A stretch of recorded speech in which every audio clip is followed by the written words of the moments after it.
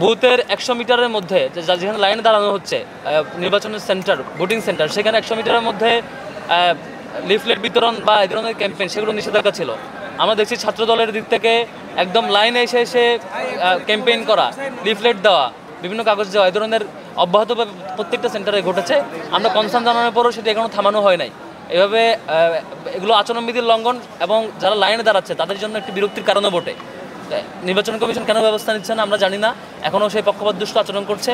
একই সাথে ইসলামী আন্দোলন বাংলাদেশ নামে যে সংগঠনটি, তারা অভিযোগ জানিয়েছে, আপনারা দেখেছেন ইউলেবে তাদের পুলিং এজেন্টকে বের করে দিয়ে ছাত্রদলের পুলিং এজেন্টকে অ্যাক্সেস দেওয়া হয়েছে, এরকম অভিযোগ তারা দিয়েছে। এটিও খুবই কনসার্নের জায়গা। এই ধরনের আচরণগুলো খুবই পক্ষপাতদুষ্ট আচরণ এবং প্রশাসন রীতিমতো আগের মতোই এখন পর্যন্ত এসব ব্যাপারে নীরব থাকছে।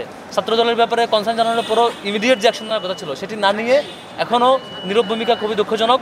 এরপর আমরা ঢাকা বিশ্ববিদ্যালয়ের শিক্ষার্থীদেরকে অনুরোধ করব, এই ডাকসু নির্বাচন আপনাদের জন্য, সকল শিক্ষার্থীর জন্য, যে শিক্ষার্থীরা নিজেদের মতামত ব্যক্ত করতে আসবে।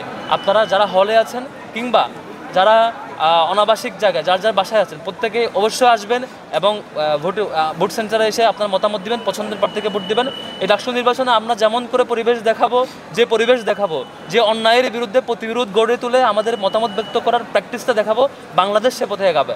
আমরা যদি ভালোভাবে দেখাতে পারি যে গণতান্ত্রিক প্র্যাকটিসটা ঠিকভাবে করা যায়, আমরা যদি দেখাতে পারি যে কোনো অপশক্তি অপতৎপরতাকে রোধ করা যায়, আমরা যদি দেখাতে পারি আমাদের স্বাধীন মতামত ব্যক্ত করে পছন্দের প্রার্থীকে জিতিয়ে নিয়ে আসা যায়, আমরা যদি দেখাতে পারি আমাদের যে প্ল্যানে থাকুক না কেন, যে চক্রে যে প্ল্যানে থাকুক না কেন, আমরা শিক্ষার্থীরা যার যার জায়গা থেকে যার যার অধিকারকেও প্র্যাকটিস করবে, অন্য কেউ এখানে বাজে প্র্যাকটিস করতে পারবে না, সেটুকু দেখাতে পারলে তবেই বাংলাদেশ সে পথে আগাবে।